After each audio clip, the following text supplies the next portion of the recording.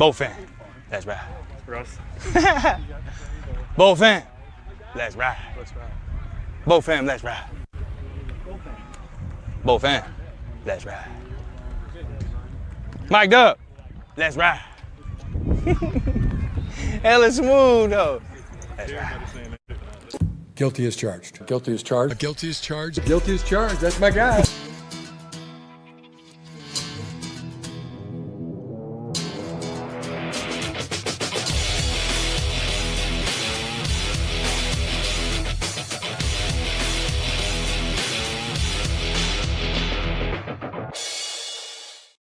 Hey, what is up, everybody? Welcome to the Guilty as Charged podcast, coming to you live on a Sunday evening after a Chargers victory over the Denver Broncos. The Chargers are 3-0 for the first time since 2002.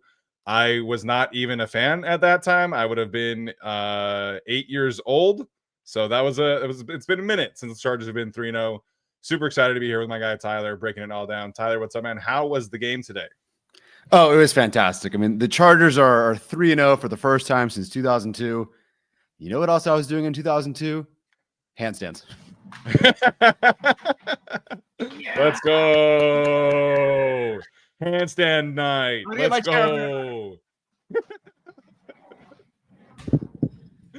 Nice You like job. that? Yeah, you like that. You want great. that, chat? You That's happy with great. that one? Nice job. Nice job. You probably couldn't hear what I was saying. Nice job. Good job. Thank you. Thank you very much. Riley Anyway, says the curse is broken. You're allowed to be back at SoFi now going forward. Yay. So congratulations. Yeah. Thank you very much. It's an honor. That was the most important thing in today, not just the victory, but that I could also continue to attend games. Yeah. Good luck, Charm. We did it. We finally did it. I think what's the Chargers record when your mom is at SoFi with you? That's the real question. The thing is, I've always gone with her and my dad. So Okay. every time we've seen the Raiders play, the Chargers are winning. But every other game, it's been an L. So whether it's traveling to Houston or the Dolphins opener in 2023 or whatever, my mom has mostly only seen Chargers wins against the Raiders. Yeah, that's good. That's good. Chargers 3-0 after beating the Denver Broncos 23-20. It was a win that was almost not a win. The vibes were not good after that Darius Davis fumble. I'll give you the floor here. You were at the game. I don't know if you've rewatched it. This feels like a Justin Herbert game, but what's your big picture takeaway from this one? Oh, my big picture takeaway is belief. And that is, you can apply it to several different situations in this game, this season. And it all, of course, starts with Jim Harbaugh and the belief that he instills in these players. But the Chargers, the end of this game we'll talk about, because that ultimately ended up being like the defining moment, was their like 3 series there, including the defensive series. But the Chargers aren't in this game without a player that a lot of people gave up on that Jim Harbaugh believed in, and that's Quentin Johnston. Mm-hmm. And they had no reason to even believe in this player who was not good his rookie season and wasn't their draft pick, but they did. And they believed in him. They stuck with him. Clearly, it paid off so far this year and definitely in this game. Najee Harris gets hurt. Okay, Hampton has been struggling. Shoot, we could just throw it with Justin Herbert and throw it to these receivers and kind of just figure it out, give it to Haskins. We're not sure about Hampton. Or they believe in him. And there's a belief that, look, this is our guy. Let's get it done with him. And he rewards them with 129 yards or whatever it was and a touchdown. Mm-hmm. And then, of course, it's just the belief in Justin Herbert and the belief that he's going to get it done. And he did. That end of sequence, that final drive, the final 2 drives, including that touchdown, which is ridiculous. I can't wait to cover it in more depth on the show, but unbelievable. And now it's to the point where I believe my Chargers are going to win the football game. I no longer just hope they're going to win the game or fear they're going to lose the game. After today, and after going 3-0 for the first time since 2002 and beating 3 division opponents in a row, I finally believe my Chargers are going to win these games. And I have not felt that way in over a decade. Yes, the Chargers have had good moments, but I've seen bad ones sprinkled in there. And you know what? The Chargers may lose some of these games. Spoiler, they're probably not going undefeated this year. But I believe with Herbert, with Harbaugh, with this team, even with all the players they've lost before this game and during it, they are going to win. I believe in this team, Jim Harbaugh, the Chargers. And so that's really my takeaway from this game, because they pulled it out in the end, and now they're atop the division. Yeah, I think that's a great way to start off the show, with just kind of the culture that Jim Harbaugh has, instilled with every sense of this team. And, whether it's, Troy Dye is probably a part of this. Tony Jefferson is a part of this. Tariq Still is a part of this. This culture of belief and trust that has permeated throughout the entire, 53-man roster and practice squad is just so contagious. And, there have been like comeback wins, right? Like there have been times where the Chargers have been able to, fight back from poor circumstances previously. This is not a game the Chargers should have won, like on paper. You lose the turnover battle. Justin Herbert is hit 14 times. You're entering the game without your best edge rusher. Denzel Perryman is out. Elijah Molden is out. Rashawn Slater is out. Najee Harris pops his Achilles in the second quarter. Mekhi Becton gets a concussion. We've all seen this story dozens of times in our life, where the Chargers come into that situation and they lose. This is a potential like a Jacksonville Jaguars performance from post Justin Herbert rib injury in week 3. This is Zach pointed out also in the chat, this is a short week. We've seen this game dozens of times, and there were people online after Darius Davis fumbled. It was like, this game's over. This game, the Chargers are going to lose this game again. And I never got the vibe from the team that that's how they felt. Like the team was fighting and fighting and fighting. And, Omarion Hampton is a great story in this game, where he's just fighting for every single extra yard possible. You have Tony Jefferson again, who I mentioned earlier, and Derwin James just flying around, making tackles. And Derwin James looked exhausted after the game. He's perhaps like the embodiment of the lack of quit and the lack, and just the overall fighting spirit of this team. So, there are definitely some concerns from this game, but the vibe of this particular Chargers team is unlike anything we've felt, at least since 2018 for a moment there.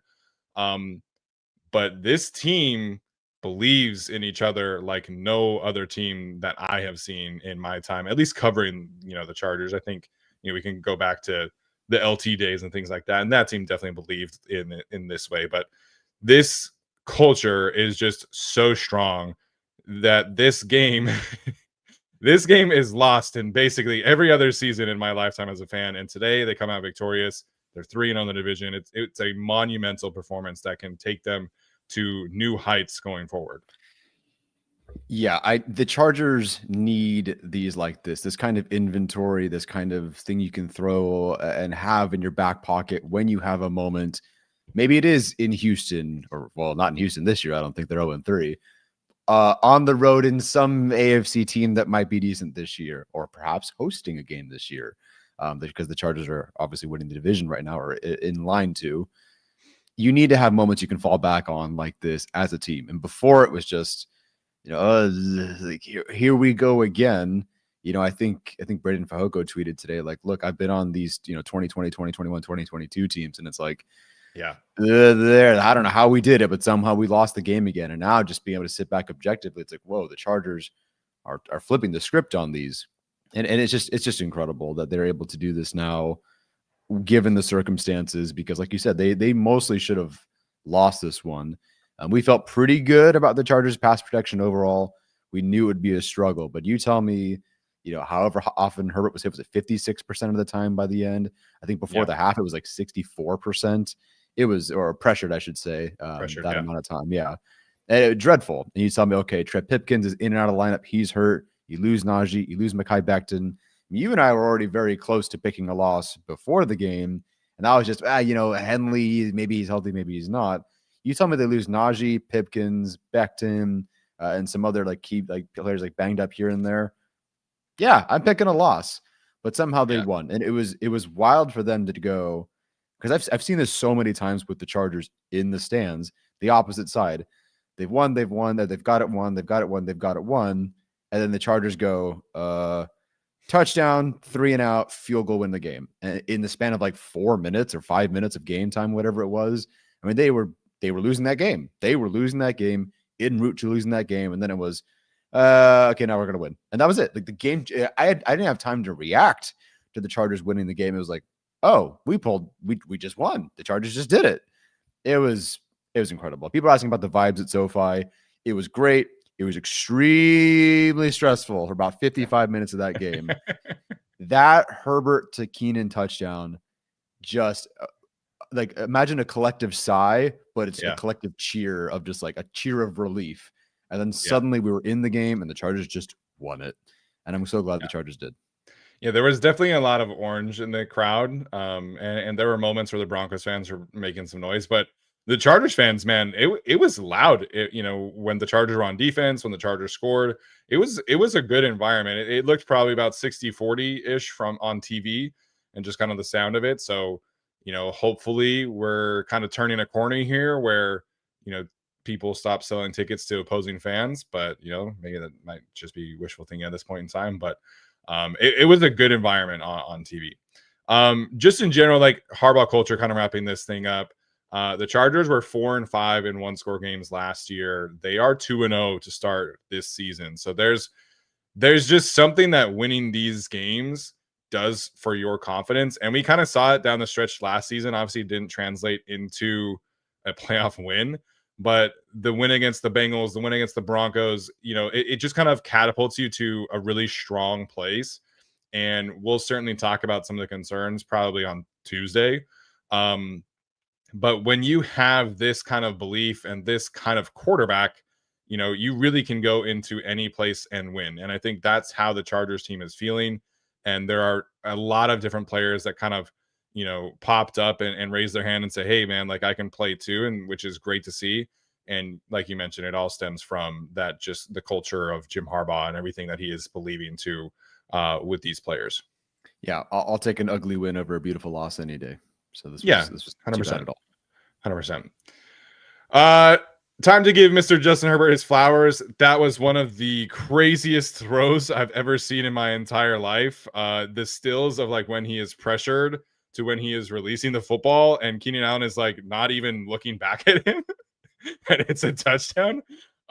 Just insane. Incredibly clutch in both of the final two drives. The PFF page tweeted out that in the fourth quarter, he was 12 of 15, 123 passing yards, 1 touchdown, and 9 first downs. So there was a whole lot of mess coming out of Justin Herbert conversation in the offseason. And you and I, the entire way, we're just like, we just have to kind of wait and see. Like, we're not going to engage. I engaged like a little bit online because sure, why not? Sometimes you just have to. What a way to start the season for Justin Herbert. And everything this offense is running is on his shoulders. He is the one who is carrying the team. And again, you have some really good performances in this one. But, if you had told all of us heading into the day that Justin Herbert would be hit 14 times, pressured on 54% of his dropbacks, but also had 300 yards passing, I would have said you're crazy. Like, there's no way the Chargers are getting that kind of, movement with their aerial attack. So just an incredibly clutch drive, 2 drives, I should say, from Justin Herbert. I thought the first quarter was really good from him. I thought the fourth quarter was outstanding. In the middle two, he just never really got able to be into a rhythm. And again, we've seen this multiple times in the past where there just is no dice here. Nothing is working and it stays that way. Herbert just decided to put on his Superman cape and just absolutely go bonkers in the fourth quarter and results in the Chargers, having a victory. So there's not been many Herbert apologies, but there probably should be, sometime soon, because he's playing the position as any quarterback in the league right now. Like it truly is him, Lamar, Josh Allen, and I think that's probably about it. I know Patrick Mahomes played pretty well today, but Justin Herbert is very much in the MVP conversation through 3 weeks. Yeah, he definitely has to be after the 3-0 start, but after a game like today, the throws like today, and you really feel, I don't know if it just seems this way, and I could be wrong. It feels like more eyes are on the Chargers right now. I see more people watching these. Granted, it's been primetime games for the Chargers, but today it feels like everyone's tweeting about Herbert, everyone's tweeting about the Chargers, and everyone's tweeting about Cameron Dicker and all these guys. Everywhere you go, everyone's got their eyes on him. So I do feel like that MVP season is en route. I don't know what the odds are right now. He's probably not the first or maybe second best odds, but he should at least be in that conversation for top 3, if not top 5. the whole game for the most part was not great. I'd be very curious to go back, and we in the stands don't get to really see negative plays on replay. So any like quarterback hit, the sacks, missed throws, whatever, they don't really show those replays. So I couldn't quite tell you. I would be curious to go back to watch, like you said, like the middle part of the middle 80% of this game, kind of what was happening there. And then suddenly it was Keenan Allen for 20 yards, touchdown on that incredible play. And then it was Herbert to Gadsden for 9, Herbert to Gadsden for 6, Herbert to Keenan for 9. And then, of course, Lat to McConkey for 12 on 2nd and 13, up the middle for 2 yards. And then it's just game over. I mean, he just went from like, trying to survive, trying to make it work out there, to literally could not miss. He went full robot to close out the game. And it was crazy to watch because it was so difficult for the Chargers to do anything really on offense this game, particularly in the passing game. Either nobody's open or the pressure or some misses, whatever. And then it was just like, oh, wait, hold on one second. Touchdown, completion, field goal done. It's like, whoa, where'd that come from? But I guess we should, you and I and Chargers fans should not be surprised. The people that are surprised, shame on them. Yeah, shame on them. For what it's worth, Justin Herbert entered today being tied for third in MVP odds. Him and Jordan Love are both at plus 850. Josh Allen is the leader right now, plus 310. Lamar is plus 350. So I would imagine after the Packers lost to the Browns in just shocking fashion, that Herbert will become the very clear number 3.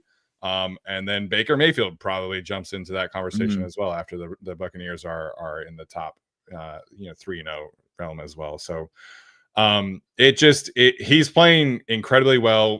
I talked about his scrambling ability. We didn't see that a whole lot today.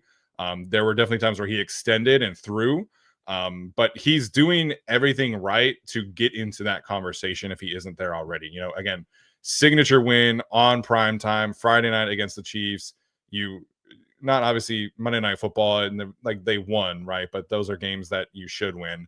And then today you have a comeback victory, a 2-minute drive where you have to go get a field goal, absolute nails, make some great plays. So he's doing all of the things that are going to lead towards narratives. And, people after the game last week were talking about the Chargers as like the most complete team in the league. And the film community has always liked Justin Herbert.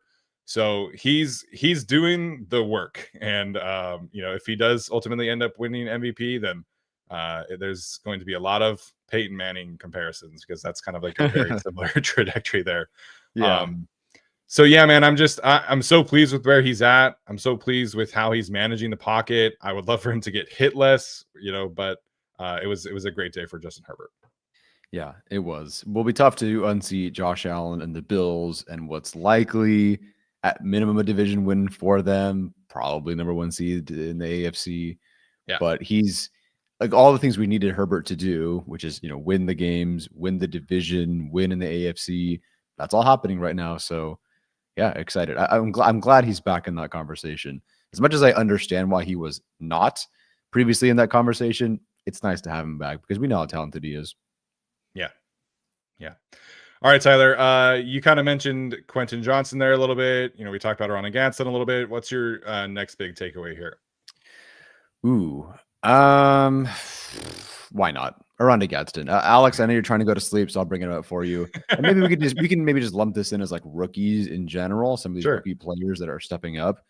To quote Avengers Infinity War, why was she up there all this time? Yeah.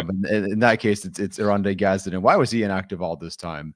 Okay, fine. I kind of get it, especially with what we saw from Keandre Lambert-Smith, 6 receivers. I get it. But when he was out there, I mean, that particular catch on that final drive he had to like go back and reach back and catch that football. I mean, he was awesome. I'm shocked he didn't have more than 50 yards in this game, I believe. I think it was like 46 or something, 49. Or did he have 50 something yards? 46, 5 for 46 yards. It felt like 12 catches for 102, and every single catch was so important for the Chargers in this one. Like, we are unsure. Like, I'll have to go back and see how he was as a blocker. That's always been the hang up, but not really many questions about him as a pass catcher. But in a game like this, one of our main points about this game in the preview was, okay, how are you going after the linebackers? Are you using tight ends? Are you using running backs in the flat? And I guess that also applies for Omarion Hampton here. They did. They were, especially in the second half, going after those things. I assume isolating linebackers, maybe some safeties. So, and it worked. Oronde Gadsden, welcome to the party. Welcome to the show. You are no longer inactive for the rest of the season. Yeah, I don't no longer inactive, and potentially tight end 1 is, maybe a little bit of an overreaction, but I last time I was able to look on Pro Football Focus, he was out snapping Tyler Conklin and obviously out targeting. So it wasn't just like this is just kind of a one-off performance. So I think the Oronde Gadsden stuff is here to stay. And man, like if he can give the Chargers just like 40 yards a game, even if it's just like 30 yards a game, from what they're getting from the wide receivers, if you can give me 30, 40 yards a game from that tight end as a rookie, that would be huge. Just taking attention away from all of the other wide receivers. And all of his catches were relatively contested. Like none of his catches were easy. There was the one early in the game where he could have scored a touchdown where Justin Herbert was hit as he threw by Jonah Ellis, which like, unfortunately, very good game for Jonah Ellis, but like good for him.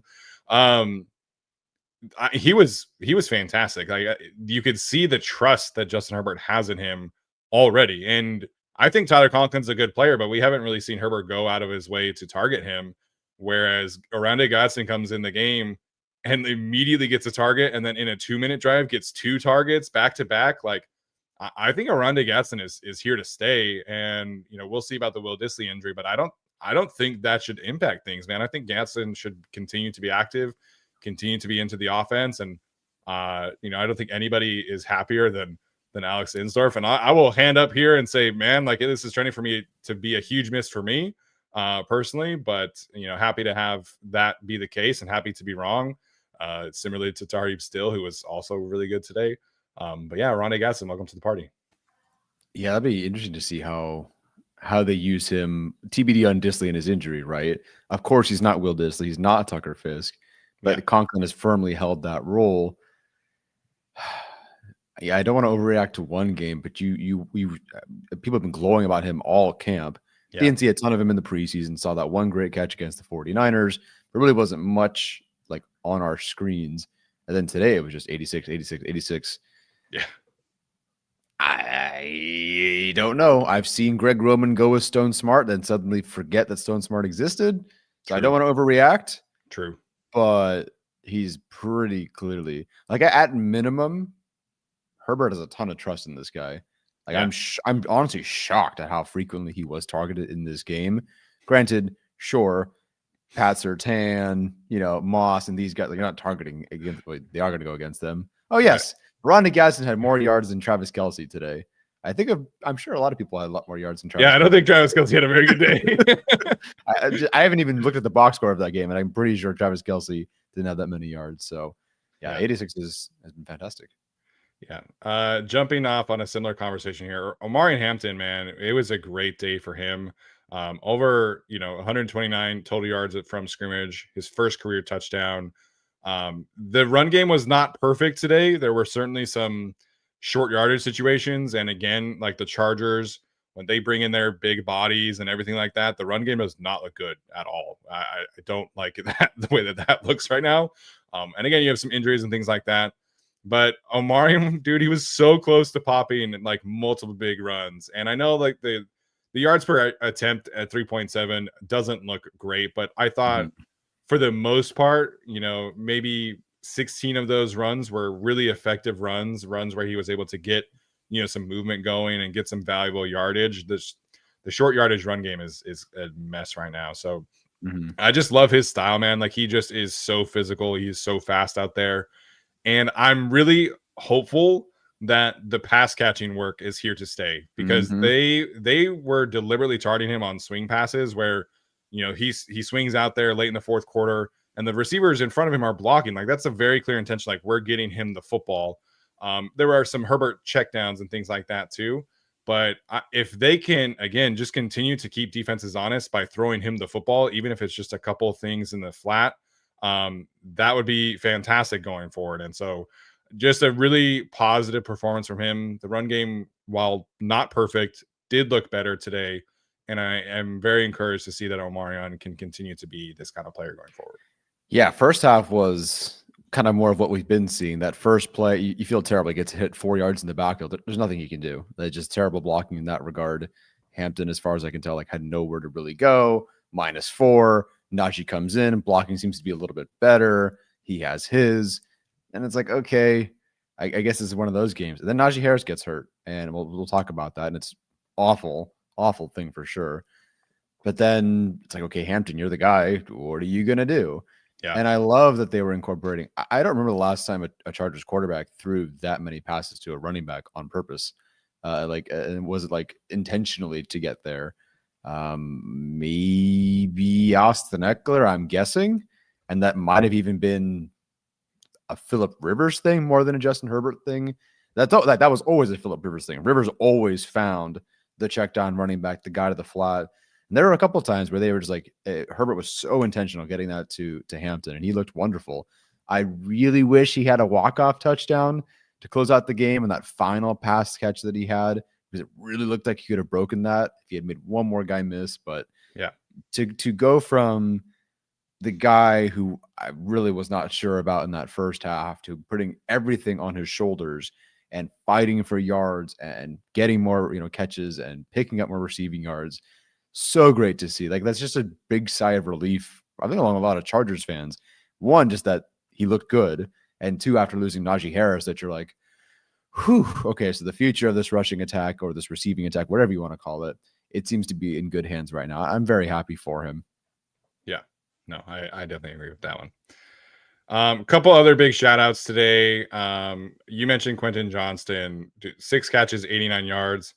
The contested catch at the goal line, which I don't know if he was touched or not, but he had a chance to get into the end zone there, I feel like. But the fact that he was able to rise above Patrick Surtain in that moment, he kind of beat Surtain a few times, which is very, very impressive. He's currently on pace for 1,300 yards receiving this season. Very much leading the Chargers in receiving right now, and just again, so great to see a player like him, come out and have this kind of moment against a secondary where our expectation heading in was like, oh, Quentin's probably not going to do that much today. Yeah. 6 catches, 89 yards, man. Like, this is a heck of a game for him to kind of put out there and have this moment to show everybody that he's here to stay, I think. Yeah, I mean, extremely consistent, over 70 yards, 3 games in a row. I'm almost just waiting for the 100-yard game at this point. Now, I'm waiting more for the big 100-yard game than I am the 15-yard game. And he's got a couple opponents coming up where I do feel like he can reach that. It's just, it's so tough being a guy covering the Chargers when we're trying to be even keeled for the most part and try to be, what are the facts? Let's be patient. But internally, you're like, God, like, this guy needs to be better right now because it's affecting the Chargers. So it's so difficult to go like, just be patient, just be patient, just be patient. We saw a step last year. It's like, okay, he took a little step forward last year. We celebrated that. Still wasn't a big step forward, but it was one. Can he do it again? And the fact that he is just so awesome to see. My mom and I are just chatting the entire time, but just how happy we are for him. When this is a player who, I mean, I don't want to say hate, but a lot of Chargers fans do not like Quentin. A lot of Chargers fans hated him. Yes. They at least hated the pick, and those sentiments carried with him through the last couple of years and into training camp, where it's like, even if he has a good couple of days of training camp, he drops one pass, everyone's on his ass about it. Just like, oh, Quentin Johnston sucks. Let's cut him. Let's trade him, whatever. And for him to have a game, 3 games now like this, I mean, the Chargers don't win at least 2 of these games without Quentin Johnston and what he's doing. And they definitely do not win the game today without him, because that one play where he catches it, it was like a hitch or something. I forget what it was. And then now they didn't blow the play dead. So I'm actually kind of shocked that I didn't, but he spins out of it, picks up another 20 something. That sets up a field goal. Of course, that contested catch that sets up, I believe, a touchdown. If I'm not mistaken, the Hampton touchdown. Chargers don't win this game without him. And it's just, it warms my heart to see. And when he's out there too, there's just now, from like the Chiefs game last year on, there's just a little more swagger. Like, there's a little more confidence. For sure. Which he was definitely lacking in. And watching him on the field, that contested catch was towards our sideline or towards my side of the field. And just the confidence afterwards, the kind of like point and the shimmies that he's doing. I don't know if it's a little Keenan Allen or if he's just kind of feeling himself in general, but Sure. Quentin Johnston with a military background family has always been very like business. Yeah. And to see him just kind of get to be a bit more, show a little bit more swagger, start to feel himself a little bit. I mean, it's kind of scary, right? Like there is a world, and this is why we had Quentin Johnston, or at least I had Quentin Johnston, and everybody had Quentin Johnston like top 5, because even though the film wasn't great out of college, and even though there was stuff he had to work on, if he hit, it could hit. And so far, 3 games in year 3 and year 2 with Harbaugh, you're starting to see it. And if he's making contested catches, like, forget it. Like, game over. That was the big weakness. I mean, you give him contested catches and shoot. Who's stopping him the next few? It's crazy. Who's stopping Quentin Johnston the next few weeks? But here we are, team leading receiver. He's what, 5th in the NFL in receiving yards right now, or something ridiculous like that. And it's cool that it's not from one Raiders game of 186 yards. It's 3 division games in a row against 2 very good defenses. Yeah. So proud of him. Very happy for him.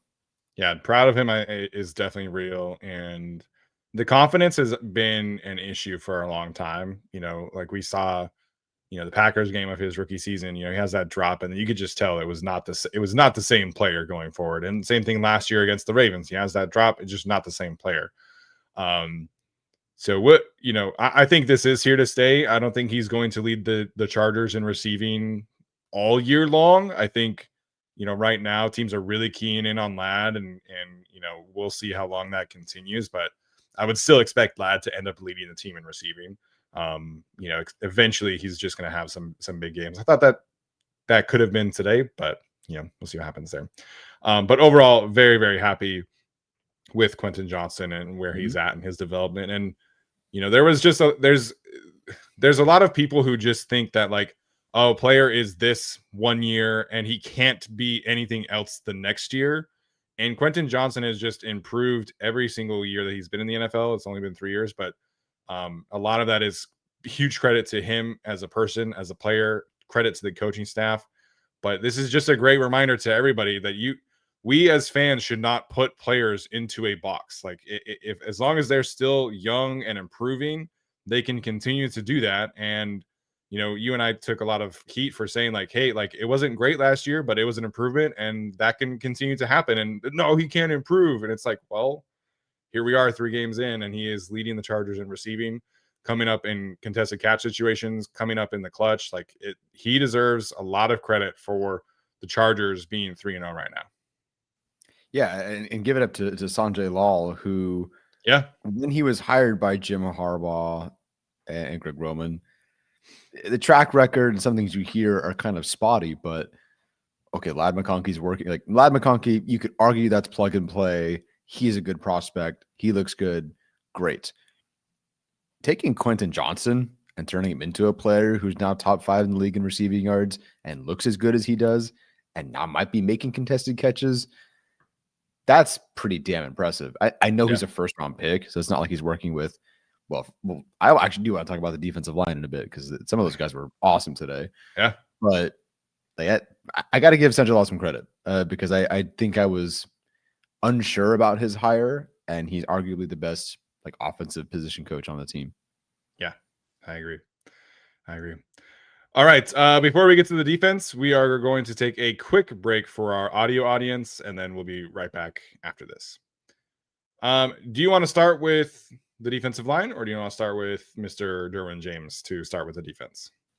I want to start with the defensive line, and in particular the interior defensive line. I think the edge group was definitely missing Khalil Mack today, but that interior defensive line, pick a player, any player, everybody had a moment, everybody had a series of moments. And if you want to look, if you look at the rushing, score, the box score for J.K. Dobbins, 11 carries, 83 yards. Like, yeah, that sucks. Obviously, that was not on the interior defensive line for the most part. I'd be curious to even go back and count in the box score, in the play-by-play, how many rushes or anything of 0 or 1 or negative did the Chargers have? How often did they free up Derwin James? How often did they do something to free up a linebacker? they look like they were kicking ass out there. This is a very good Broncos interior for like this is the Broncos line is the best in the league, arguably, and the Chargers interior 3 games in a row. Not that the Raiders were great. They were kicking ass against the Chiefs and that interior, and they were kicking ass today against the Broncos. Like this group, I was sitting next to a Broncos fan. They're like, "Who are these players? Like, who do you guys have out there?" I couldn't name any of your interior defensive linemen. And I'm like, "Yeah, I think a lot of Chargers fans couldn't name the interior defensive linemen, but they were out there kicking ass. They were awesome today." Yeah, Tart, a lot of love for Tier Tart. He had a couple nice little hits on Bo Nix later in the game. I thought Jamari Caldwell was fantastic, and he had a great pressure in the second quarter. He had a run stop in the second quarter. Naquan Jones had a couple of good moments where he popped. This group, it doesn't have a star player, but it just has 5 guys who do their jobs really, really well. And the run defense is outstanding. There were, the biggest issue with the J.K. Dobbins, couple of big runs is that the edges were not particularly tight, and that some of that is the edge rushers themselves. One of that was, the big J.K. Dobbins run. Alohi Gilman takes a miserable angle, then Tariq still is not able to get off the block of the wide receiver. The defensive line was doing their job, and it was not a great game overall from Alohi Gilman. But the interior guys, they're just popping left and right. And like we liked Jamari. You liked Jamari a little bit more than I did, but we kind of were like, okay, defensive tackle it's a very difficult position to adjust to. But Jamari, he's getting a lot of splash plays, man, for a guy who's trying to figure it out. I think next year, having a full off season with Ben Herbert is going to be crucial for him. But the fact that he is doing this right away is so encouraging for the Chargers, who just don't have a lot of like long-term pieces along the defensive line, including the edge rushers. So if Jamari can be this kind of player going forward, it's just very positive. And again, not the most talented group, but they have 5 guys who are all very capable, very reliable, will absolutely stop the run. All of them can, flash at certain moments. Tier Tart had a great run stop tonight as well.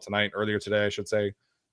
So it's a great start to the season for that group. And, Tito is a healthy scratch again. So we'll kind of see what happens there, but it's just a really, really solid room overall. Yeah. It used to be, okay, Jared Taylor's in. Okay, there's the run defense goes. Little different.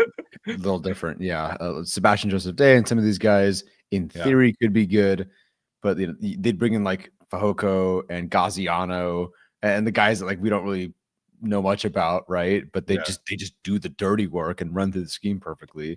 They'd look great. You'd rotate them out, a giant mess in run defense. This group, it's just like, if you told me they swapped jerseys and changed uniforms and they're really just the same players going in every single play, I believe you. Nothing changes. This group, no matter who is in, looks great. 91, 96, 99, doesn't matter. They all play great. They all generally play about the same. But Jamari Caldwell, geez, I liked like Farmer, for example, as a more explosive rusher. And I kind of thought that they needed that pass rusher. I still think they do need a pass rusher. But Jamari Caldwell was exactly the Minter type, 330 pounds, freak show, high motor kind of guy. And boy, like I think relative to the consensus board, they quote unquote reached on that one in terms of where they picked Jamari Caldwell, but doesn't matter. Like, they also reached on Tart Heap still, and here we are now. So aside from a couple misses so far in the draft, that Jamari Caldwell pick is looking like something else because so Tart is also on a 1-year deal. Yes. So Tart Hands on a 1-year deal. Naquan's on a 1-year deal. Tito's on an expiring contract. Yes. Scott Matlock technically has a year left, but I don't think he's played a single snap on defense yet this year. Didn't see much of it. Justin Eboigbe looked pretty good today. Had some good, run stops himself. I think one of his run stops was on the edge. So, that versatility paid dividends a little bit today. So, yeah, man, those 2 guys can trend in a positive direction for sure. Yeah, it's impressive that 99 can like get down, like hit the running back in the backfield, or completely work laterally and work that way anyway. It's just he's a freak, man, and it's fun to watch. It is fun to watch. It is fun to watch. Another fun performance from Derwin James today, man. 12 total tackles, 1 sack, 4 tackles for loss, 1 pass breakup that was so close to being intercepted by Troy Dye.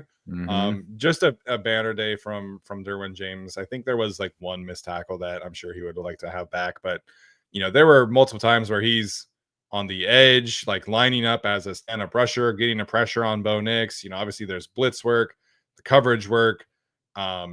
It feels like Derwin has kind of looked at, okay, Khalil's not here. I need to really raise my play to kind of overcompensate a little bit. And it's working. He is creating havoc all over the field. Again, there's not many safeties that can move into the slot and just be a lockdown slot corner. There were a couple reps against Cortland Sutton where he just absolutely locked him down. And the film has been terrific so far this year, outside of like the 3 missed tackles against Ashton Ginty. But he's just playing at such a high level right now. And the rest of the secondary, the rest of the defense is really feeding off of that. Jim Harbaugh is feeding off of that. So really, really great year last season, particularly in the back half of last season. And that has definitely carried over to start so far in 2025. We are so lucky to have Derwin James. I was talking to my parents before the game. There are like Keenan Allen for sure, for the most part, like Joey Bosa through many years, obviously Herbert now. We're just lucky to have players like this, like Derwin James, who, yes, Justin Herbert is the face of the franchise. You could argue Derwin James is, even though he's not, but like he's in front of the podium. He's the vocal leader of the team. Yes, he is. It doesn't matter who the coach is, what the play is, what the game is, what the record is. He's always up there smiling, doing his best to carry this team emotionally with his vocal support. He's phenomenal. We were so lucky to have him. And out there today, I think it was after the sack where he like beat the tight end, or like came back after blocking there, going up against the tight end to sack Bo Nix or tackle Bo Nix. There's a play where I hope I can find it on the all 22 if the camera's on long enough. He's talking a lot of shit on the next rep. He was talking a lot of shit today. Right before the next one, right before that rep, he's like nodding like this at like Bo Nix. He's like, it's gonna be me. Like, like you better watch out for me. And man, we're just lucky to have him. He was fantastic today. I thought he really didn't make a whole lot of errors, if any. People are saying defensive player of the year in the chat. I certainly don't mind that consideration. Definitely elevated his play today. Was fantastic. Thought he was solid last week with some misses. Today, just felt like he was elite Derwin James. Yeah, that's fair. That's fair. Defensive player of the year. I think he should be in the conversation, but it's so difficult for a non-pass rusher to win that award. Yeah. But he deserves first team all pro right now. And then that's trending in that direction, I would say. There are not many slot defenders, I should say, like Derwin James that are impacting the game, all that stuff. Fresher Why he points out he loves that Derwin will lay a player out and say, I love you, boy, right after. Like he talks shit, but he also is like very positive also. Yeah, man. Derwin's I think he's just really elevated his play without Khalil. And I think you're really feeling that presence from him right now. Yeah, appreciate everything that he does day in, day out. Good years, bad years, good games, bad games. He's as often as he can be out there and positive. Amazing that he can do what he can do. Yeah. We'll have some, I think, more concerning takeaways on the film show. I don't know if we want to do a whole lot of that today. The last thing for me on defense is, we talked a lot about Tony Jefferson earning the right to be on the 53. And I don't think you can take Tony Jefferson out of his role right now. He is seeing things at such a high level. He almost had another interception again today. He's breaking up passes. He's shutting down the Broncos screen game like almost by himself. He's fitting the run. I don't want to make any declarations right now of who he should take the place of. But I think the best version of this Chargers defense includes Tony Jefferson being out there in some capacity. Maybe the Chargers feel like they have 4 starting safeties and he's one of them. But we'll see what happens with Elijah Mola when he comes back. But I just don't think Tony Jefferson can be taken off the field right now. I think he's playing at such a high level and he complements Derwin James so perfectly that Tony Jefferson should be on the field as much as possible, in my opinion. He was lights out again today. Yeah, last year it was an element of physicality. It's like, whoa, okay, he's pretty physical. That's really great. The element is really awesome for them, especially without Gilman. That's very different. And this year it's a combination of being physical, that him dropping J.K. Dobbins in the open field. I even think he had like duck a blocker to get there on that play, but J.K. Dobbins could have gone. And we've clearly on this game, J.K. Dobbins can break one or two. And for him to do that and drop him for no gain on that play was huge for this defense. The name we're all and everyone's saying in the chat is Alohi Gilman. That was not a great game, and it was really rough. I know Thomas Martinez had pointed out the coverage touchdown wasn't maybe necessarily on him. Again, I don't get to watch replays live at these games because they don't show the negative ones, so I really couldn't tell you. But it was a rough one. How they manage all of this, I don't know. Like for the foreseeable future, it is Jefferson and Gilman regardless because Molden's not out there. But right. Molden is their long-term commitment. Granted, Jefferson isn't exactly a long-term commitment. I don't know. I don't know what they do because Gilman also in the previous game forced an interception that started the Chargers en route to a win. He had a goal line pass breakup as well in that game. So what he did in coverage in the last two games was great. And maybe when things are more condensed, he's better. But some of the long ball stuff, some of the missed tackles or getting bouncing off of running backs last couple of games, it's not great. I wish it were better, but it's not great right now. I don't know how you balance that between Minter. Again, in Minter we trust, but it's been more bust than boom at this point. Yeah, it has. So the touchdown they showed on the replay where Alohi Gilman, Alohi Gilman, it was a fake toss for those who missed it. Alohi and Jefferson both bit onto the fake. Like, it's understandable. Like, it's 4th and 1 or 4th and 2 or whatever. You see a fake toss, you're going to go. So Alohi Gilman bails back to his right. And then you see him kind of come back to his left a little bit. And maybe that's him thinking that, like, oh, Benjamin St. Juice has got me. Like, the Chargers do a lot of match coverages. And so maybe he's thinking, oh, I'm going this way, but St. Juice has got this one, and then he's just not there.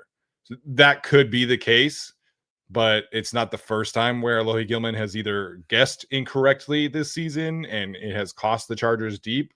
So whoever can clean that up from a vertical standpoint, I think that's who should be the other player out there. And if that's Alohi, great. If it's Elijah, great.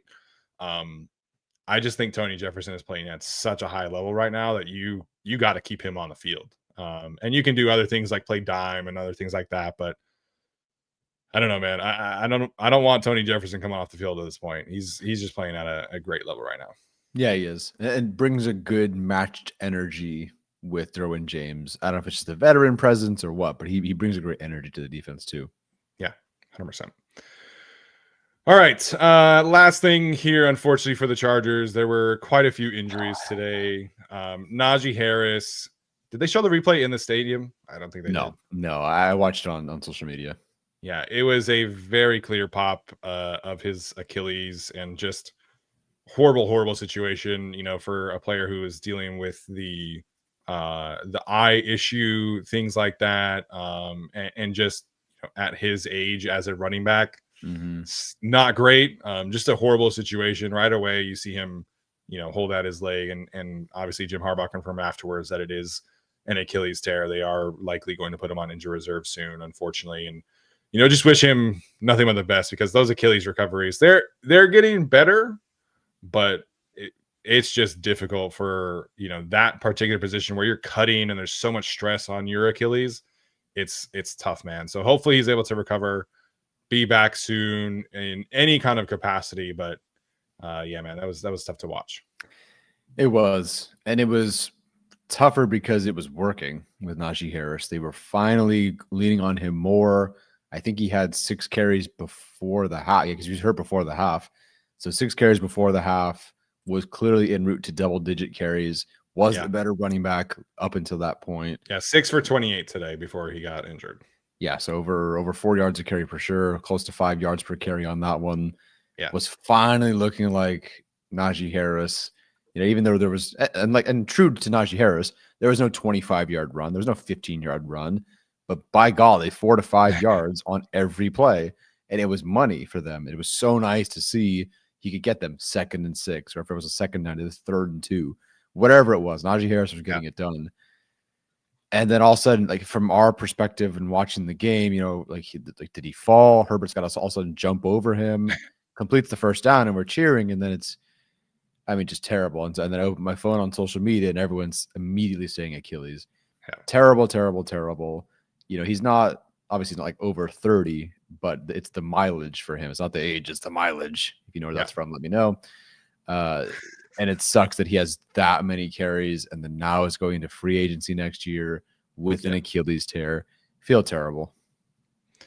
Yeah, so we'll see what happens with the Chargers. I think they will obviously have to bring somebody in for the practice squad. I think Kamani Vidal can be elevated onto the active roster right now, and we'll kind of see what happens there.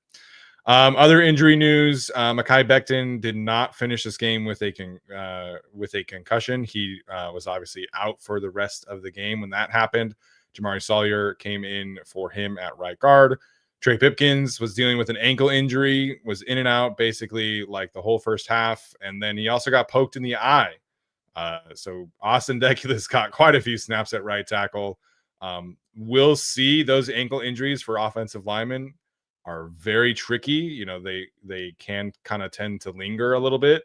And hopefully Trey Pipkins is able to play, because next week, man, those Giants edge rushers look really, really good. And having Austin Deculus out there does not make me feel great about that one. No. Can the Giants trade us their tackles yet? Is it too early to do that? Yeah. I don't know what the numbers are going to be for this Chargers offensive line. I'm going to assume not very good. Yeah. Not very good pretty much all around, if I'm not mistaken. I do feel bad. Like, Trey Pipkins is probably going to have some pretty terrible numbers. He was also in the blue tent 4 times that I saw during the game. Yep. This guy was out there fighting. Like, whatever the numbers end up being, I'll give him credit for even being out there to try to perform and to do anything. So, yeah, it's going to be thankfully, they're past the Broncos game. And thankfully, I don't know, I guess supposedly you could run the football. It's not as good of a defense next week. The defensive line is better, I think, but not the same. There's no Pat Surtain back there. So I thankfully there is that, but yeah. Like, are we really in Austin Deculus territory, guys? Are we already here? Potentially, man. They could theoretically, put Jamari at right tackle and put Bozeman at right guard and Andre James at center. I don't know if I feel great about that situation either. But it's not just that, like, you're talking about Austin Deculus coming in. That's 74 for those asking. They traded for him on cut down day. So that's Austin Deculus. So if Mekhi Becton and Trey Pipkins are out, that means they have 6 offensive linemen on the active roster. And then you obviously would have to elevate Foster Sorrell next week, and also probably David Sharp. I don't even know, man. Like, God, it's not good. So if the Chargers had lost today, we would be having a very different conversation today because of the offensive line. We were kind of waiting to see what it would look like against a better defensive front. And boy, it was not pretty today. So let's start some prayer circles that Mekhi Becton clears concussion protocol, because it definitely was worse when he left. Like, it was manageable, I feel like, when he was in there, and then when he went out, it was just kind of it was tough. So start some prayer circles for Mekhi Becton. Hopefully Trey Pipkins can get out there. I know he did not have a great performance today. But yeah, he's definitely better than the other alternative. Yeah. Big prayer circle time / go trade for somebody time. Some teams are already, their season's in the can. It's time to give some people a call. Yeah. So we'll see what happens. But it was not pretty after the starters got injured. No, not at all. All right, let's finish out with some super chats before we get there. Have to end the show today with our good friends over at Prize Picks. This episode of the Guilty as Charged podcast and every episode of the Guilty as Charged podcast is brought to you by our friends over at Prize Picks. You and I make decisions every day, but on Prize Picks, being right can get you paid. Don't miss any of the excitement this season on Prize Picks, where it is good to be right. Or sometimes, like Tyler did today, you emotionally hedge against the Broncos, and you also get paid because of that. That makes it more fun, right? You emotionally hedge that, you protect yourself, put some money in your pocket. It's great. So if you want to get in on the action on Prize Picks, the best way to do that is to download the app wherever you have an app store. Use the code GUILTY to get $50 in your lineups after you play your first $5 lineup. Again, that is code GUILTY to get $50 in lineups after you play your first $5 lineup. Prize Picks, it is good to be right. Yes, I was right today. I got $650 off a $25 Prize Picks selection, and it's because I picked the Chargers to get their asses kicked. I picked all the Moors on the Broncos, and I was right. And also the Chargers won. So you know what? Yeah. Good day. Yeah, good day. Good day. All right, let's get to some super chats. We have 39 of them. We've been here for 55 minutes, and we have 900 people in the chat, so I appreciate the heck out of you guys today. Mr. Dark Chow Chow says Zion's looking good, really, really good. I don't know if we can say that after today, but we'll see what the film says tomorrow for sure. Yeah, he lost on the Herbert magic play, and if he had gotten sacked, we'd have been talking about Zion more. Yeah, it's so hard for me to watch live and figure out who lost. It seemed more of like a right side / tackle issue, but I don't know. I'll let you know what the stats are on Tuesday. Yeah, the entire offensive line got beat today. Even Joe Alt gave up a sack. So I guess Nick. I thought that was on Herbert. Kind of thought Herbert should have stepped up on that one. I kind of agree, but is what it is. Yeah. And for the love of God, can we stop putting Scott Matlock 1-on-1 against an edge rusher in pass protection? like no.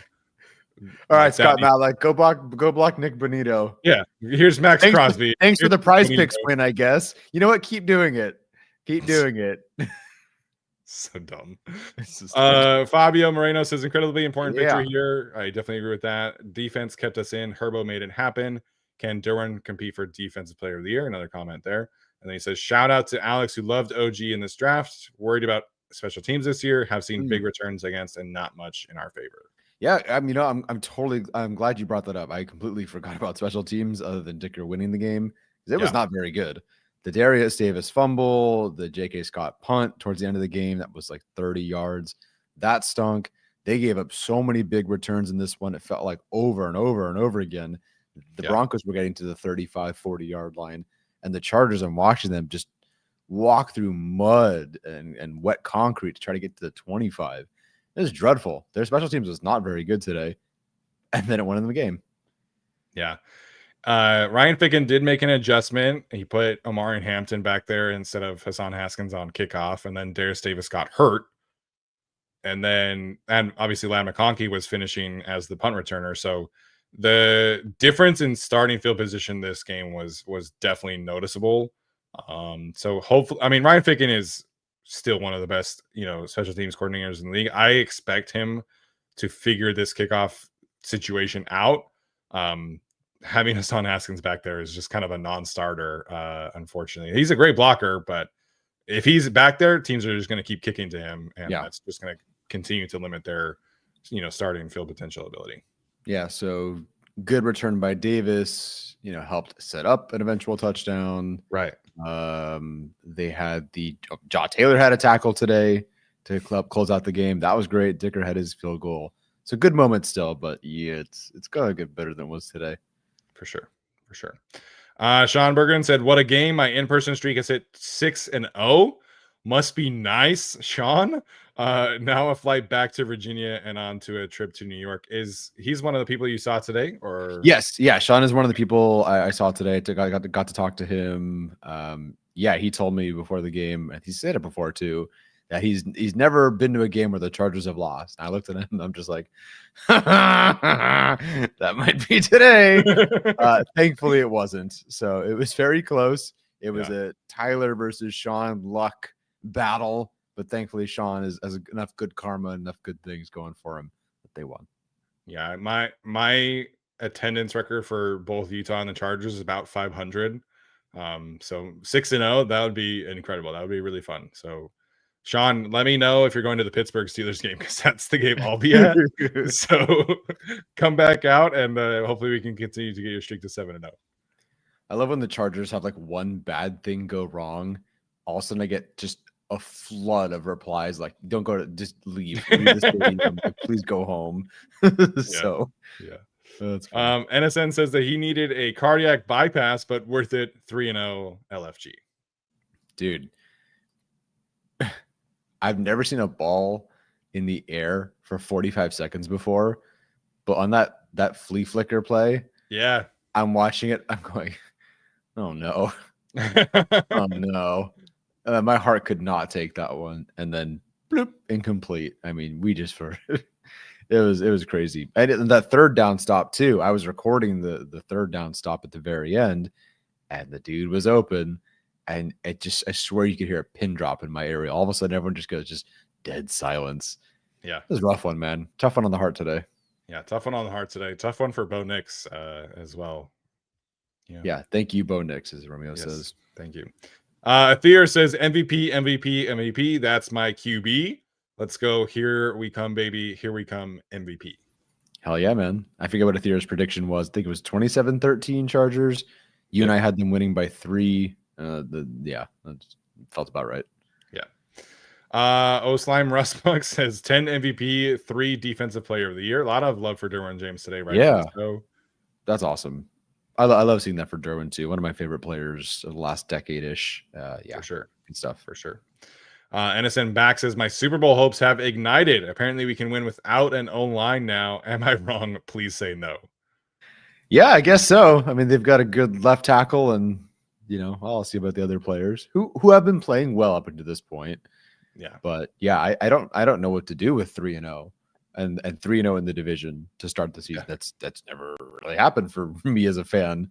So I don't know. Is it Super Bowl hopes? I have no idea. Yeah. I'm nervous about the pass protection next week. The good news is that I don't think the Chargers offense will have to score more than like 12 points to win next week. The Giants offense is a disaster. And I expect Jesse Minter and company to be very prepared for the Russell Wilson or Jackson Dart experience, whatever happens there. But that Giants offense is a mess. Yeah. Malik Neighbors' crazy game pending. Although I think he got hurt today too, which would definitely change things next week. Their leading receiver was Cam Scadaboo, which, I mean, I like Cam Scadaboo, but come on, man. So I think they'll be fine next week, but it's scary. Yeah, it is scary. Mr. Dark Chow Chow says, tell Cleveland to give us back Rocket. That's going to be a very popular sentiment this week for sure. He is 4th. Unfortunately, he is on the active roster for the Browns. So, the Chargers would have to trade for him, which I don't think no chance. Yeah, I'm not doing that as much as I like Rocket. He's a Cleveland Brown. Good for him. Yeah. And hey, they beat the Packers today. So you know what? They're feeling themselves. They're in win now mode. Yeah. Tara in here says Herbert was getting beaten up all day and he put his team on his back and won the game. Herbert for MVP. There isn't a QB more clutch, in my opinion. Bolt up. So far, he's proven the doubters wrong, at least. I will still say Josh Allen, probably, because every time I feel like I watch him, he does something ridiculous, especially after that recent game against the Ravens. But yeah, he's pretty clutch. Yeah, I would say Josh Allen, like, very clear favorite right now, but Justin is very much in the conversation, which is a great spot to be in. Andrew Murray says, great win. Rich Gannon, I think that's supposed to be Trent Green, was chuckling on the TD to Keenan, just in awe like all of us. Yeah, it was great to have an announcer who was actually like in the moment. And, Kevin Harlan was going crazy when that touchdown was happening. And that's how you call a game, unlike the previous 2 for the Chargers. So I thought the broadcast was cool, but the throw is going to get all the love, but the catch from Keenan is also just like nuts. Like he should not have been able to catch that. I think Next Gen Stats had that possibility as like a 6% chance, just like super improbable catch. So, props to both players as well. Yeah, second game in a row. It's Keenan Allen's gone, oh, I got to make a play for Justin Herbert. I got to get open. Let's do this. Second game in a row, that's worked. And at this point, knock on wood, all things stay healthy for Keenan Allen. He's back next year, right? Like, there's no way he's not a part of this team next year. Yeah, I would think so. Yeah. The way that he's playing right now, and he's adamant that he's not slowing down, and I think he overall the ability to beat man has definitely come down, but he's so just in lockstep with Herbert, and he can still create first downs against zone. He's playing a lot more on the outside this year, so I'm definitely of the mindset that you should bring Keenan Allen back next year. Yeah, I think so. Dare I say they have their 4 receivers, 5.5 plus Gadsden. I mean, did they even draft receiver in the first 3 rounds next year? I mean, I don't think they can afford to draft one in the first 3 rounds. Yes, we're firmly in trenches territory, I think. Yes. Miguel Munoz on par there says dream all-in trades. Thibodeau, who looked great tonight. Alvin Kamara and Trey Hendrickson. Trey Hendrickson, a very popular one, but to me, of those 3, Kayvon Thibodeau makes a whole lot of sense for where the Chargers are at. Yeah, what is the Saints situation? Saints situation, I'm sure it's terrible. If I look it up right now, I'm sure they have the least amount of cap space next year. It's awful. I think they're 28th in cap space next year because. Oh, look at that. Yeah, Brandon Staley not doing much for defense this past week. No. Cam Jordan, anybody? Chase Young, anything? I'll take it. Convert Trevor Penning. Chase Young got an extension this year. Oh, did he? Okay, I'm sorry. He might be a little unrealistic, but yeah, give me that. Rashid Shaheed would be sick. Chargers don't need receivers, but I just like Rashid Shaheed a lot. Yeah.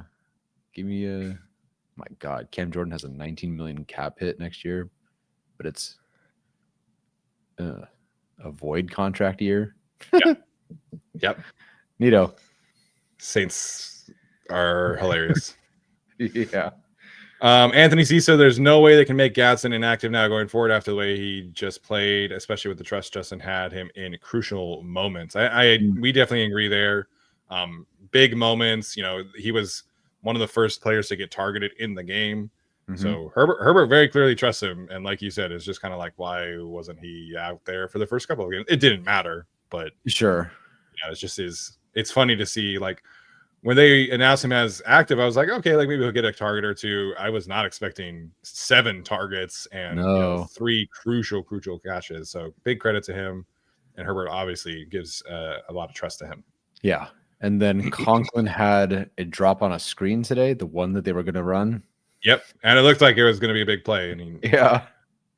The broadcast made it seem like one of the edge rushers may have gotten a finger on it, but then on the replay, you see him he's trying to catch it like this, and his eyes are up already. So he was ready to go and run, which is never a good sign. Yeah, it's a shame. That's a shame. He's a good player, but if Aronde is going to play like this, then he's the guy. Miss Andrea Schoen says, "We did it. What a game!" Big shout out to Mama Schoen as always, dropping a big super chat in here. Hopefully, you guys had a great time today. Yeah, it was awesome. When Keenan caught that touchdown, my mom was like, "What happened? Did he actually make that play?" I'm like, "Yeah, he actually did catch that touchdown."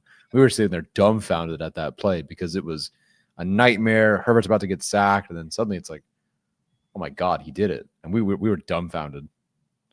Yeah, that was one of those plays I think I'll remember for a long time.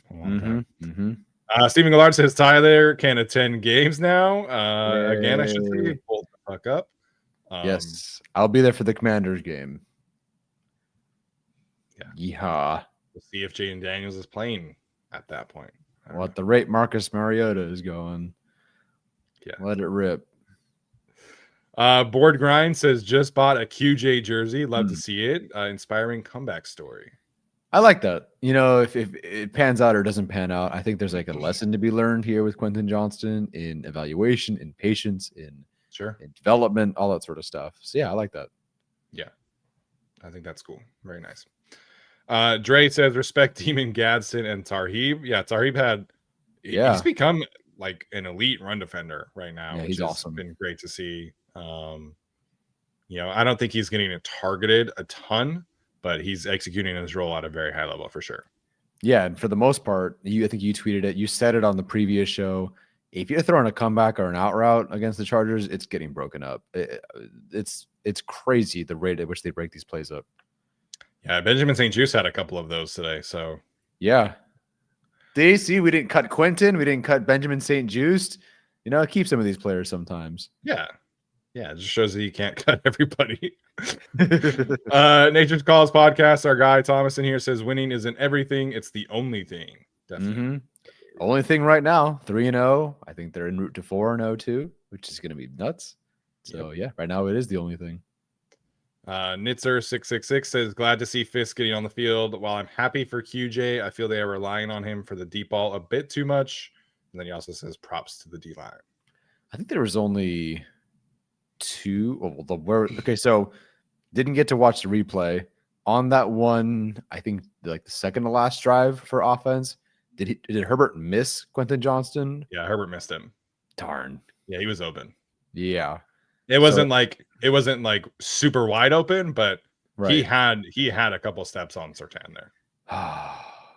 Which is kind of crazy that Quentin Johnston was cooking Surtain today. But yeah, it was working today. It was not working against the Raiders. Seems like it was working today.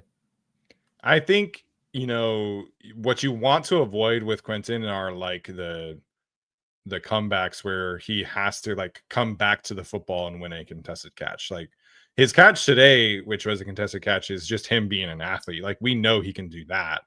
What you don't want with him is to have him come back to the football and like have to body somebody up. I think the ladder. That's where you want to avoid for him. Yeah.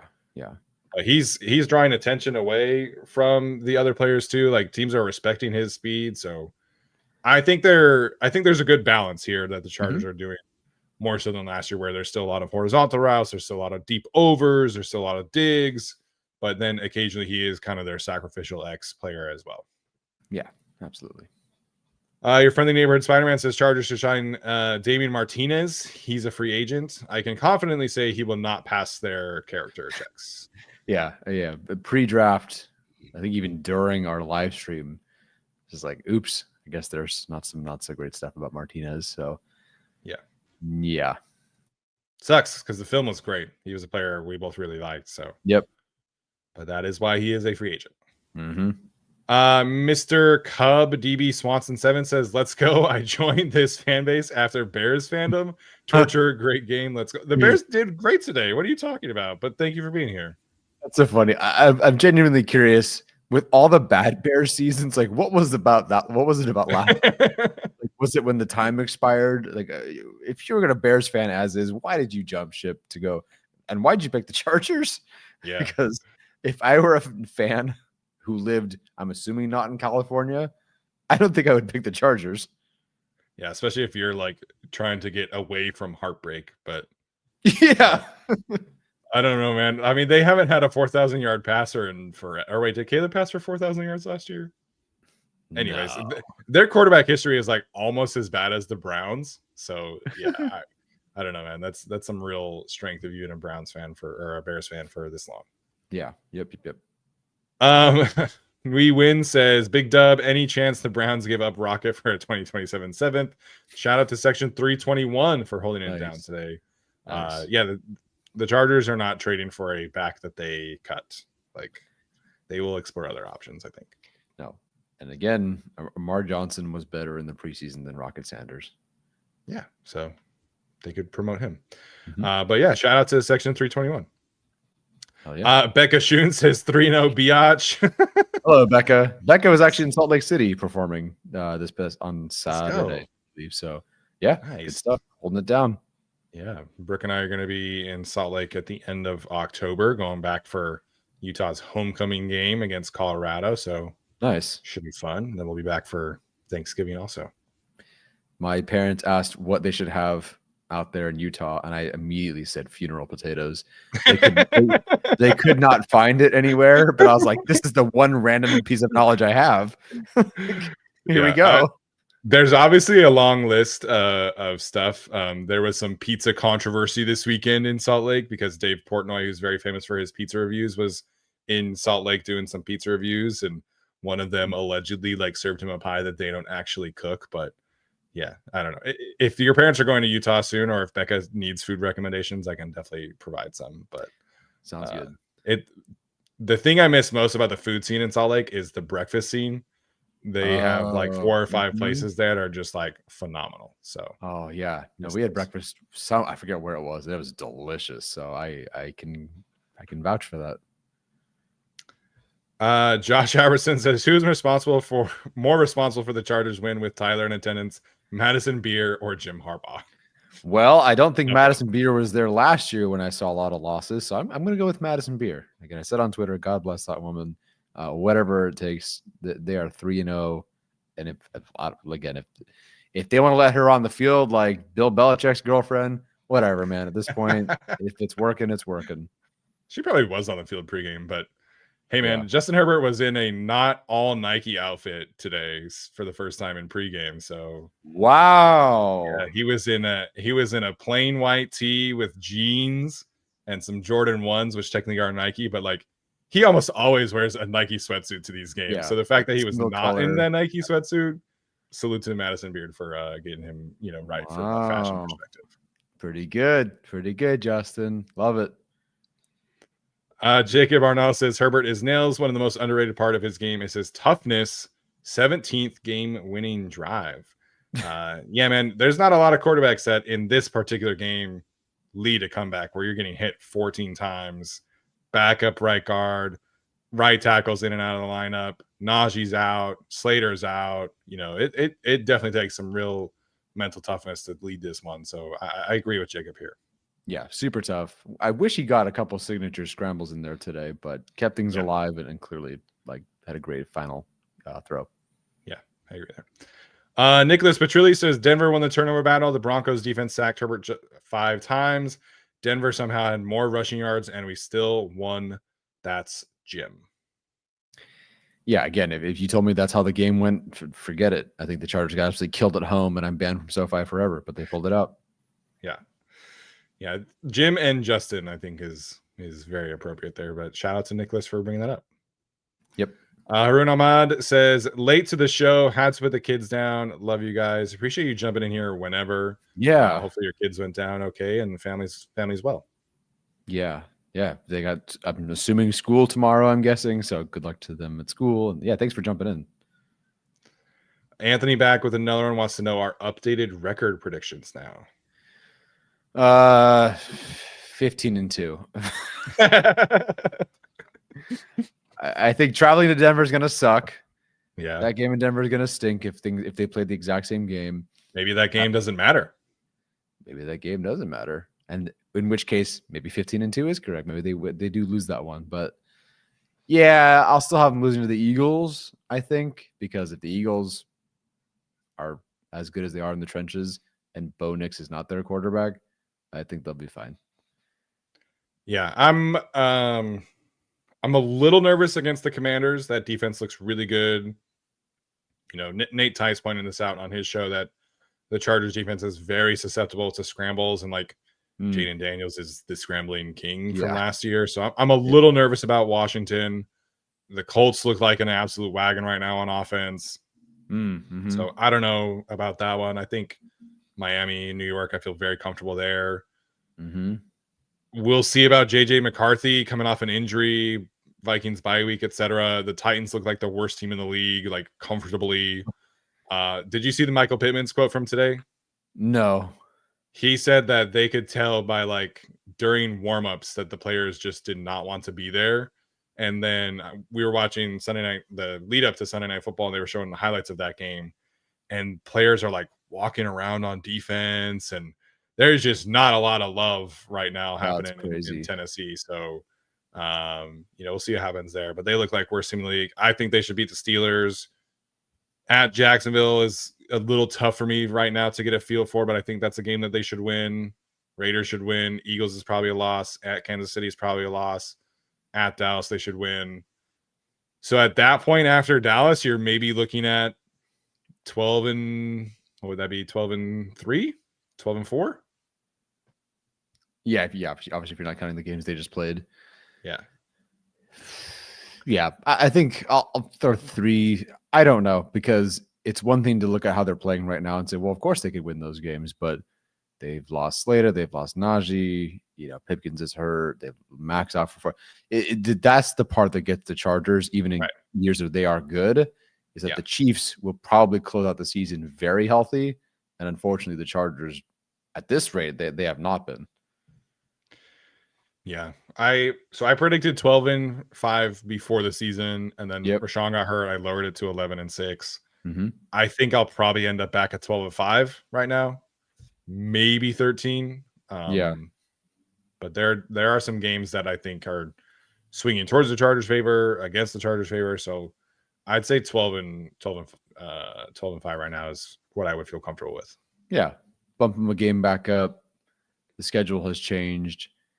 The injuries are what's scaring me right now. That is literally going to be the thing that holds this team back.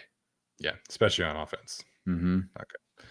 QJ completing his Devontae Adams arc, who was also notorious for drops until year 3. That's been a common comparison between the two, and so hopefully that is the case. Obviously, Devontae's been kind of the best receiver in the league. I don't know if QJ will get that far, but right now I'm just so happy with where he's at. Like, he's an above average starter very comfortably through 3 games, which is a big step forward from last season. Yeah, he's awesome. I'm trying to find Devontae Adams' first couple of years. I know it was not that good. Even like Vincent Jackson, it wasn't a drops issue, but he didn't have a ton of yards either. Yeah. I don't think Devontae played a whole lot in his first year. I mean, the Packers, Aaron Rodgers in general is like notorious for not wanting to throw to rookies. Sure. Yeah, I'm sure that was a lot of like Jordy Nelson, Randall Cobb kind of era to 2014. Yeah, and then it was just an explosion after that. God, he had an incredible couple of years. Haroon back again says, also still struggling from our edges. Thoughts today? I thought Thule played good against the run. I thought he had a couple of good reps against Mike McGlinchey, a couple of pressures, but man, the Broncos tackles gave them some issues today, especially in the run. Yeah, definitely in the run game was not pretty. I saw Kyle Kennard once. I honestly forgot he was in the game until he made like 1 tackle for loss or helped on some tackle or something. Caleb Murphy had a filthy inside out rush against McGlinchey though. I don't think Bud Dupree did like anything today. So. No. Yeah, the Chargers won this game. Some of the numbers from this game are not going to be pretty. Yeah.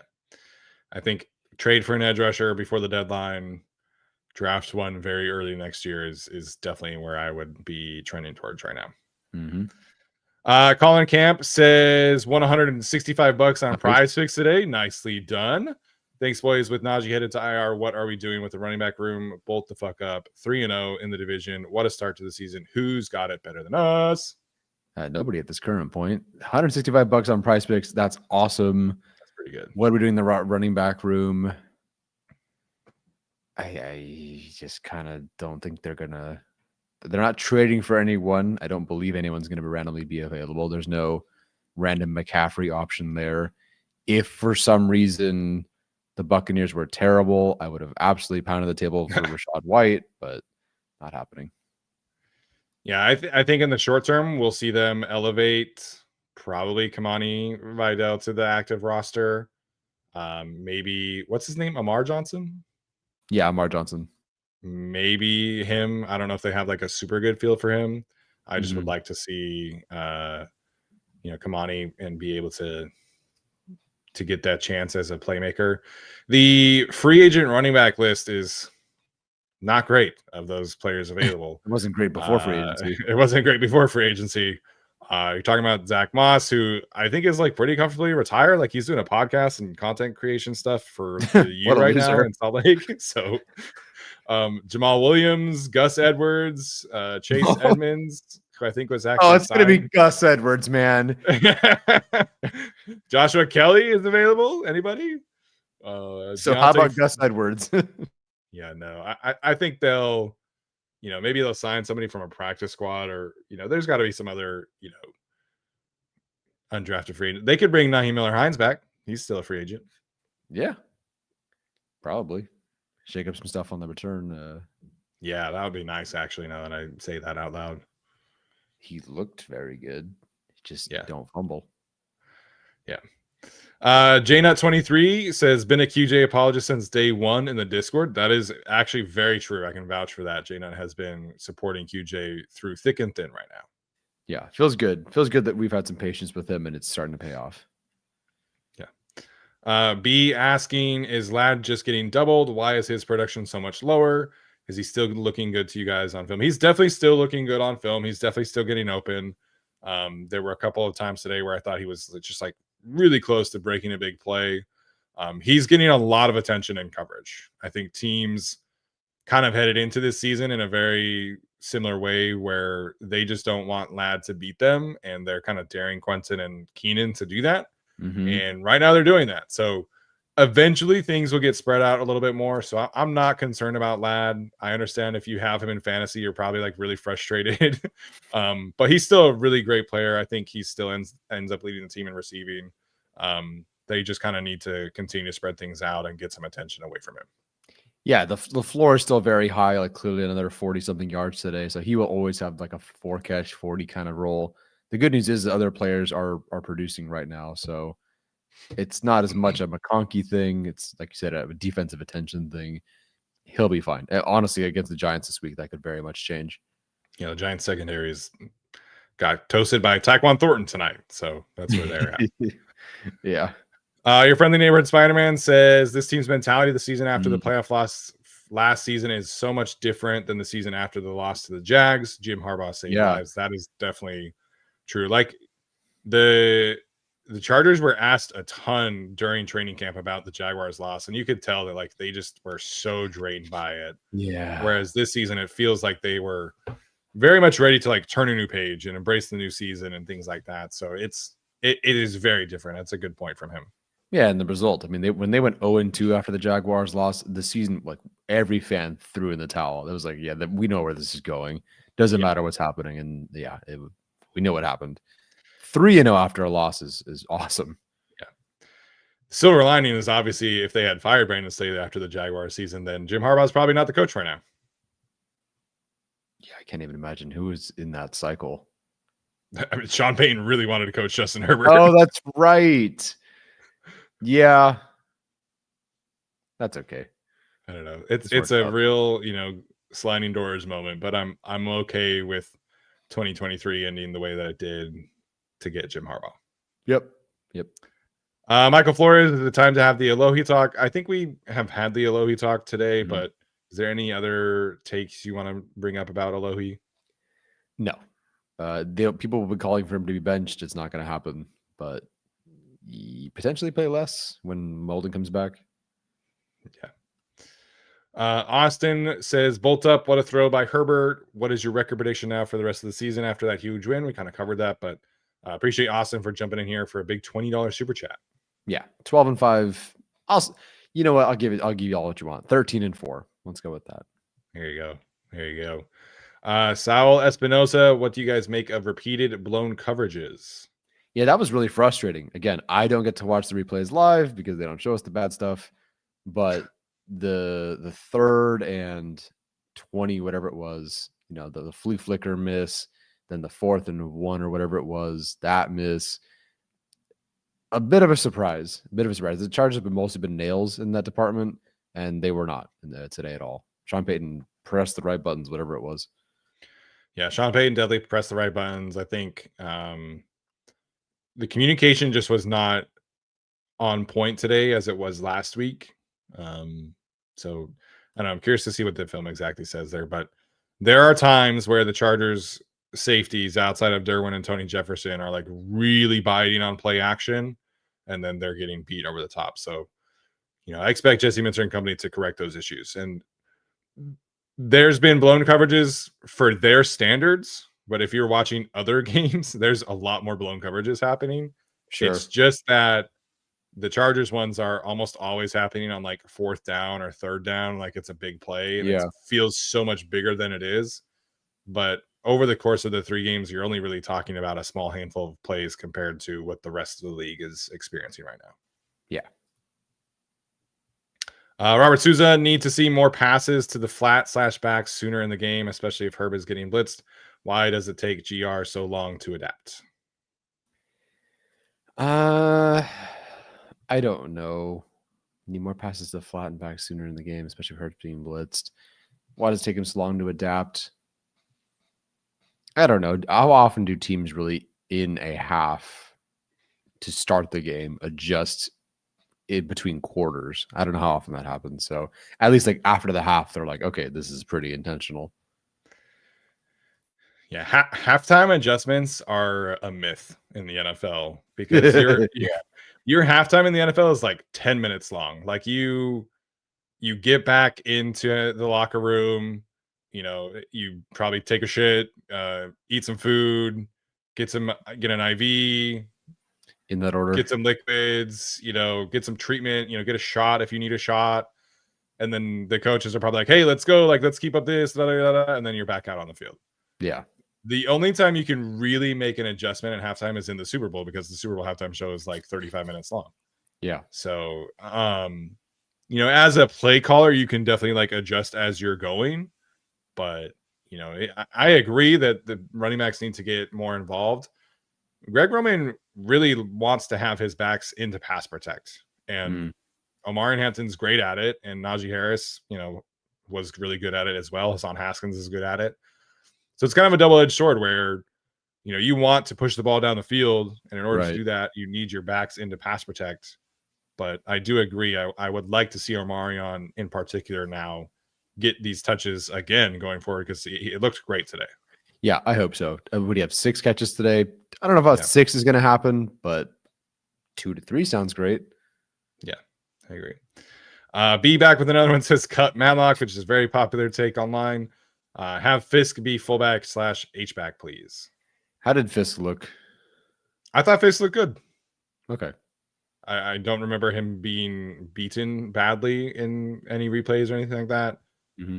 The thing with Scott Matlock is like he's good at the actual fullback stuff now. Like he is good at like fullback lead, fullback counter. He's good at that. What sucks is they ask him to pass protect now against elite edge rushers. And like last week they would have a double team with him, and that's fine. Yeah. But they're asking him to block Nick Bonino one-on-one. Like this man has been pass protecting for a year, and you're going to ask him to pass protect against a speed rusher? It's stupid. Yeah. It has never worked out. So please stop doing it. Yeah, but Fisk was good. And, I think they'll be okay if Will Dissly has to miss time. Okay. Blake says Keenan back like he never left. 3 touchdowns, 3 games. Favorite Charger of all time behind LT. BTFU. Definitely one of my favorites as well. 3 touchdowns in 3 games is pretty good. Could definitely be a 4th next week against the Giants. One of my favorite rookie moments from him was against the Giants. So yeah, go have at it. Yeah. It just feels right. And Justin, I think, just trusts him so much more in crucial moments. So even like in the first half, he was not really involved. And then in the second half, it was kind of what got them back into the rhythm was going back to Keenan. So yeah, just that chemistry is unmatched. Mm-hmm. Dre says thoughts on all the deep shot play calls when we kept going 3 and out. Thought the short passes and wheel routes were destroying them. I honestly am having a hard time remembering these ones.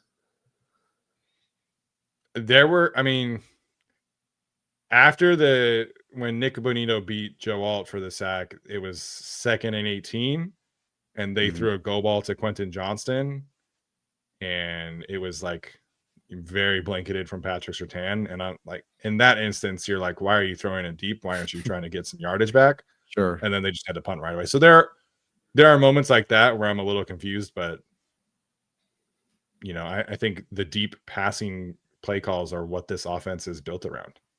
Yeah. And it didn't seem from my perspective like overly done. Yeah, I agree. JJ says RIP Charlie Kirk, go Bolts. Appreciate Jay for jumping in here. Brian Plant says Herbert balls of steel. Nice. Yeah. Love that one. Oh yeah. Don Cheto looking forward to a 10 a.m. game next week. Also, Tyler, did SoFi give anything special for home opener? And how long does that win streak go realistically? Win streak goes for a few more games. They gave us these towels here, which are pretty awesome. I was I've been dying for them to give towels. I feel like it's been forever since they've done it, but they gave us those. So got to keep a couple of them. Is that an old one or is that a new one? Your shirt? Oh, it's a new one. Yeah, I got a few things. It's kind of like just says Poodle Chargers in the front. The back's all like, wow, look how fun. But like, yeah, it's got some cool stuff on it. Yeah, they always do Hispanic Heritage Month really strongly. Yep. There's exclusive stuff at the team store every single week, every single game. So, how long does the win streak go to? At least through next week, I would say comfortably. Yeah. 10 a.m. game, I hate. That's a little too early for football for me to like really get into it, but I get it. I know we have a lot of East Coast fans who are very happy that they'll have a 10 a.m. kick. Yeah, I don't mind 10 a.m. at all because games like this, I get home and I'm just kind of waiting for the show or Sunday Night Football to end. So I like 10 a.m. games. Yeah, that's fair. Mario Flores says Herbo could have been concussed on that insane throw. Instead, he just got up mad AF and led a game-winning drive. That's my QB. Yeah, he like slammed his hand on the floor. Like he was very hyped up. So it was cool to see. Love that. Blake says game-winning TD to KA 13 will be on Herbert Allen's Hall of Fame tribute videos. MVP caliber play from Herbert. Shout out from Grants Pass, Oregon. Herbert repping Oregon. Love it. Yeah, Herbert Hall of Fame tribute would be amazing. Keenan Allen, I think that started back up. I feel like it kind of died last year, but yeah, he keeps going, looking good. Keenan the Chargers would have to win a Super Bowl this year, and he would have to come back next year. And receiver is tough to get in. You got any position in the NFL is tough to get in. But I will absolutely be here for it. The good news with Herbert is that he has a coach who is extremely motivated to get Herbert into the Hall of Fame. So yes. Yeah. If Keenan passes Antonio Gates for generally every record except touchdowns, which he'll never pass, that could help. Yeah, for sure. Team Hall of Fame, I think, is very much in play for Keenan. Easily. NFL Hall of Fame, I think, is probably tough. Yeah. Fartman 420, great name, says thanks for all your hard work, boys. We appreciate you, Fartman 420. Thank you, Fartman 420. Alessandro Contreras, great start to the season. Just worried about the injuries. On to New York. I think I am definitely concerned about the injuries. Right there with you, Alessandro. Right there with you. So I know people don't love Trey Pipkins, but I think you would much rather see him against the Giants than Austin Deculus. Yeah, I would for sure. Dinesh Vora says, as soon as NH went down, I went straight into panic mode regarding the season, wondering how Tyler felt seeing it live. A little confused at first because they didn't show the replay, so I didn't know it was an Achilles until I checked social media, and the Wi-Fi is not exactly great. So I was kind of just concerned. They were on the far side 42 or whatever it was. To me, the panic started to set in a bit when it was Najee and Pipkins and Becton, and suddenly I'm like, who's 74? I like open up the app and try to figure out who this is. I knew it was Deculus, but I was like, what happened? So when it was 1, 2, 3, and then the Broncos were just heating the Chargers up in pass protection, yeah, that's when I got nervous. Yeah, I know the 74 and the long hair is a little jarring for some people. It is not Storm Norton, you guys. He is on the Falcons and injured, so you're okay. Yeah. But yeah, I mentioned this earlier. When Darius Davis fumbled that kickoff, I was like, oh, this is going to be a rough one. And credit to the defense there in that moment for only giving up a field goal, by the way. But when that happened, I was like, this could get out of hand for the Chargers. Yeah. And thankfully it didn't. Thankfully the defense was able to, hunker down a little bit and create some momentum of their own. And then Justin Herbert just went bananas in the fourth quarter. Yep. Just give him a chance. All right. That is our last super chat of the night. Psych. Not kidding. Psych. Tavon says, do you guys think we can make it deep into the playoffs with the way Greg has been calling the games? He doesn't call a consistent game, stalling on a lot of drives, causing teams to hang around. I think so, but we have seen that as things become more limited for Greg Roman, he can't just take anybody and make that work. So I think I feel better about Greg Roman this year, but as things start to chip away for them, I will get more nervous. Yes. I think the Chargers I feel much better about their chances now of winning a playoff game than I did when Rashawn got hurt, obviously. Deep into the playoffs, I'm just going to need to see more information about how this offensive line works and how the players stay healthy. And, can Mekhi Becton be out there for, the bulk of the season and things like that. So Right. I think when Rashawn got hurt, my first instinct was like, okay, well, we're looking at like 17 now, wild card Sure. loss, that kind of stuff.